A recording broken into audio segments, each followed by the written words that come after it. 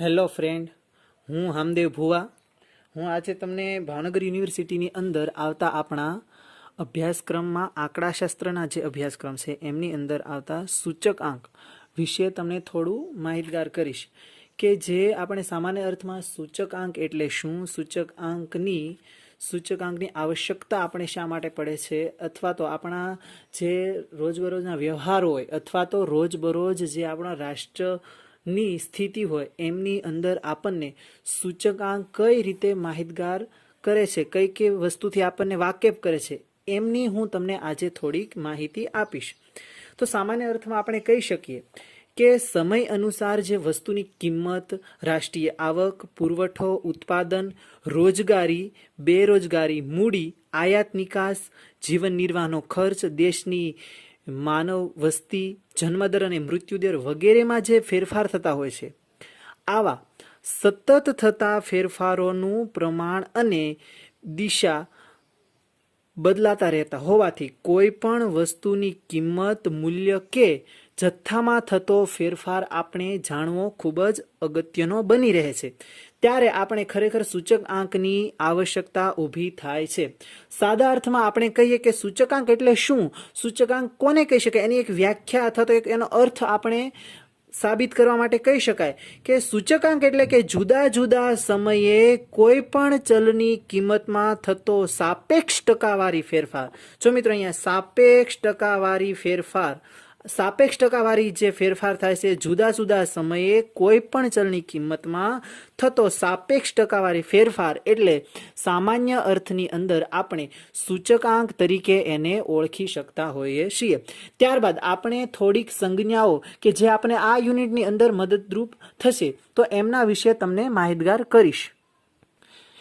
જો મિત્રો અહીંયા આપણે જોવાનું છે કે મહત્વની કેટલીક સંજ્ઞાઓ કે જે આપણને સામાન્ય રીતે આ યુનિટની અંદર મદદરૂપ થશે. આપણે સૂચકાંકના ઇન્ડેક્સ નંબર તરીકે પણ ઓળખીએ છીએ, એટલે એને સામાન્ય રીતે આપણે આઈ દ્વારા વારંવાર બતાવવામાં આવતો હોય છે. આઈ દ્વારા બતાવવામાં આવે છે જેથી આપણને એનાથી સૂચકાંકની માહિતી પ્રાપ્ત થઈ એમ કહી શકાય. જ્યાં પણ આપણે સૂચકાંક શોધવાનો છે ત્યાં આપણે આઈ વડે આપણે એને દર્શાવશું. તો બીજી હજી ઘણી બધી સંજ્ઞાઓ છે જે હું તમને આગળ સમજાવીશ, પણ અહીંયા આપણને થોડા સમય માટે આ મદદરૂપ થશે એવી P1 એટલે કે ચાલુ વર્ષનો ભાવ, પ્રાઇસ એટલે કે ચાલુ વર્ષનો ભાવ છે એને આપણે P1 તરીકે ઓળખી શકશું.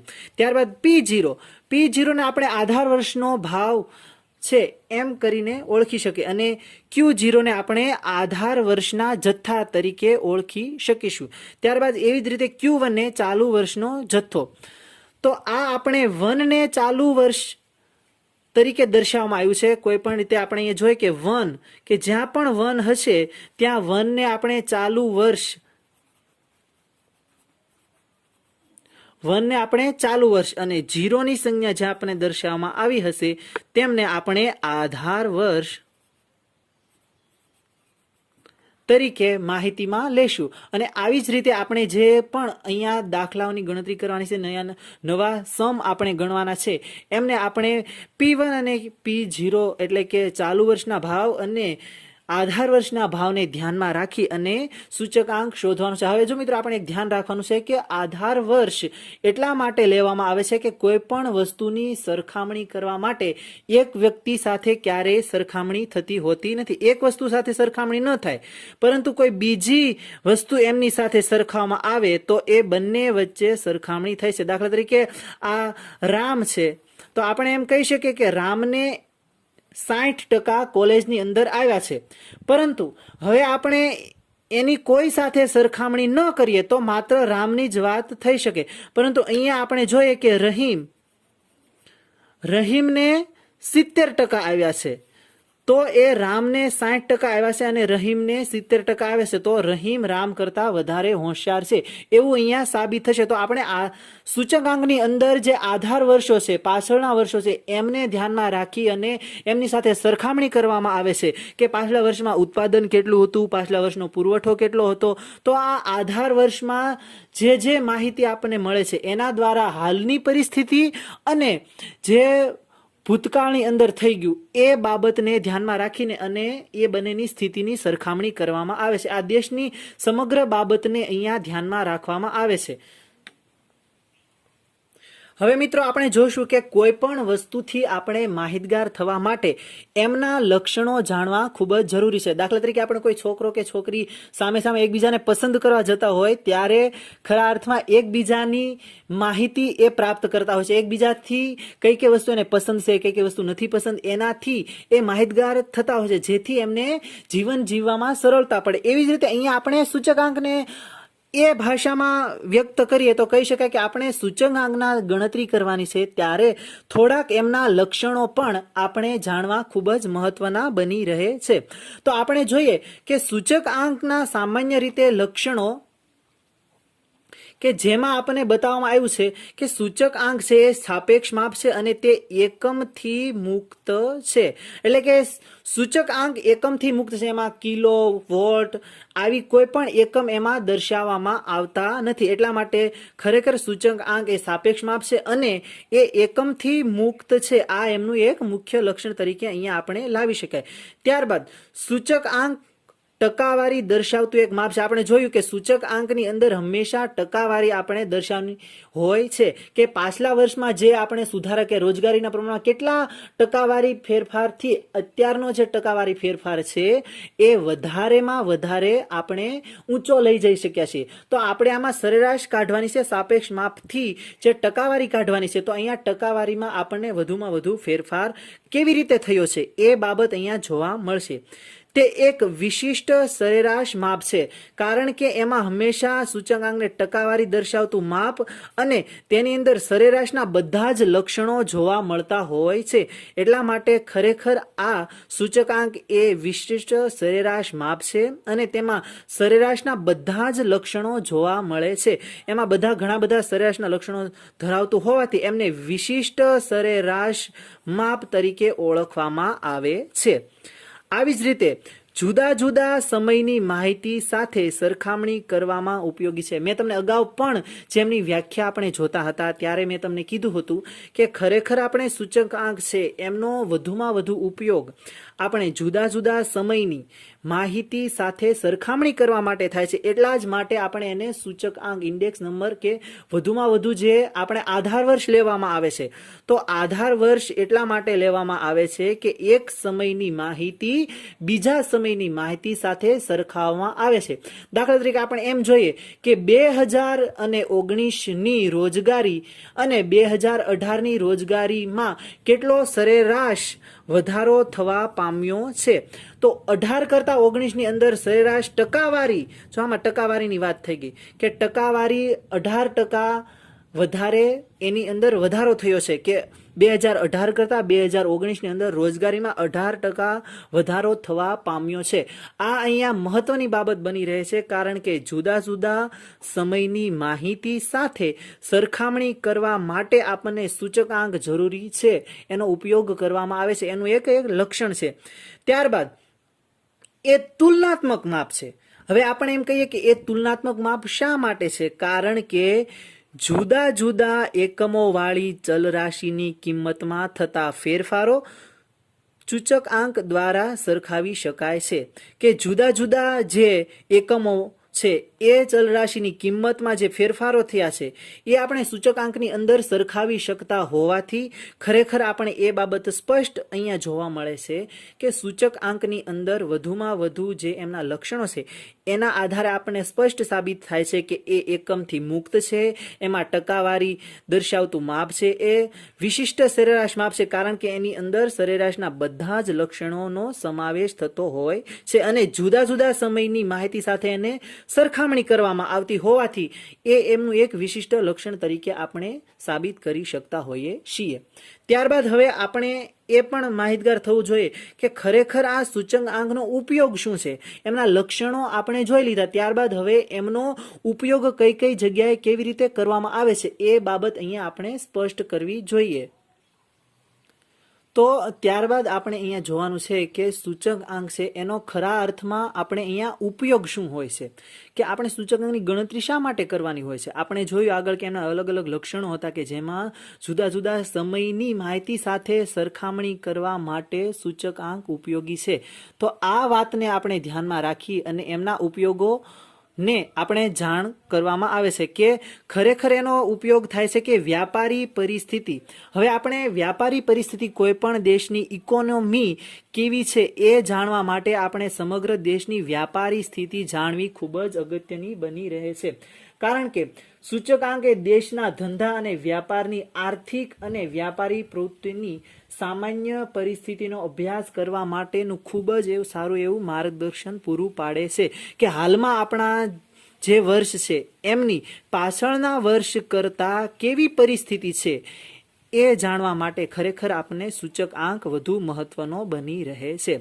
ત્યારબાદ રાષ્ટ્રીય આવકની પેલો આપણે જોઈએ કે વ્યાપારી પરિસ્થિતિ કોઈ પણ દેશ હોય એમની વ્યાપારી પરિસ્થિતિ જાણવા માટે સૂચકાંક મદદરૂપ થાય છે. ત્યારબાદ બીજું એનું એક લક્ષણ છે, એક સૂચકાંકનો ઉપયોગ છે એ છે કે રાષ્ટ્રીય આવકની સરખામણી કરવા માટે. હવે આ રાષ્ટ્રીય આવકની સરખામણી એટલા માટે કરવાની હોય છે કે આપણા દેશનો જે વિકાસાંક હોય એ પાછળના વર્ષ કેટલો આગળ વધ્યો છે. હવે કોઈ પણ દેશની રાષ્ટ્રીય આવક હોય છે એ સમગ્ર દેશની આવક ભાગ્યા કુલ જે વસ્તી હોય એને માથા દીઠ વહેંચવામાં આવતી હોય છે.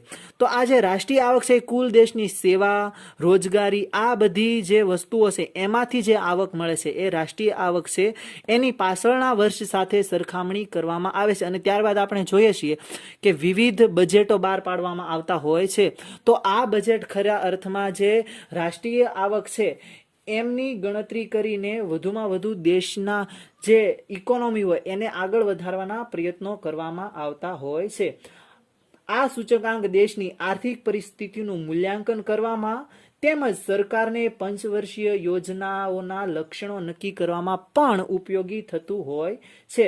જે દેશની રાષ્ટ્રીય આવકમાં થતા ફેરફારોનો અભ્યાસ કરી દેશની રાષ્ટ્રીય આવક, ઉત્પાદન અને માથાદીઠ આવક વગેરે વધારવા માટે અલગ અલગ સૂચનો કરવા આવશ્યક હોય છે. માટે આપણે કહી શકીએ કે સૂચકાંકનો ઉપયોગ રાષ્ટ્રીય આવકની સરખામણી કરવા માટે કરવામાં આવે છે. ત્યારબાદ આપણે જોઈએ તો જથ્થાબંધ ભાવોમાં થતા ફેરફારોની જાણ મેળવવા પણ આપણને ખરા અર્થની અંદર સૂચકાંક મદદરૂપ થતો હોય છે.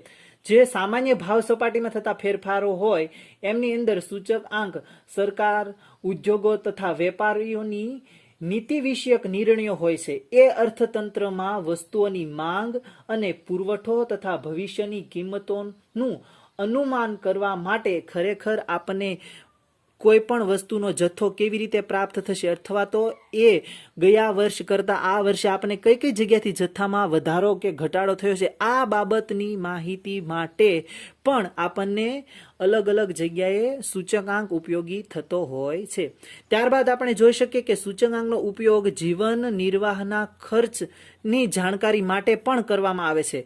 કેમાં કરવામાં આવે છે? જીવન નિર્વાહ ખર્ચની જાણકારી માટે પણ કરવામાં આવે. જો હવે આપણે જીવન નિર્વાહની જે જાણકારી છે એ જુદા જુદા સ્તરના લોકોના જીવન નિર્વાહ ખર્ચમાં થતા ફેરફારોનો અભ્યાસ કરવા માટે ખરેખર આપણને સૂચકાંક ઉપયોગી થતો હોય છે. જેમની અંદર સામાન્ય રીતે આપણે જોઈએ કે નાણાંની ખરીદ શક્તિ નક્કી કરવા, કર્મચારીઓનો પગાર, મોંઘવારી ભથ્થા, બોનસ, વાસ્તવિક વેતનની ગણતરી કરવા આ તથા સરકારને કર નીતિમાં પડતરમાં જે મદદરૂપ થાય છે તો આ બધી બાબતની અંદર ખરેખર આપણને સૂચકાંક ઉપયોગી થાય છે. આ બધી જે મેં તમને બાબત કીધી કે લોકોના કર્મચારીના પગાર હોય, મોંઘવારી ભથ્થા હોય, બોનસ, આ બધી બાબત છે એ નક્કી કરવા માટે આપણને ખરેખર સૂચકાંક હોય એ મદદરૂપ થતો હોય છે.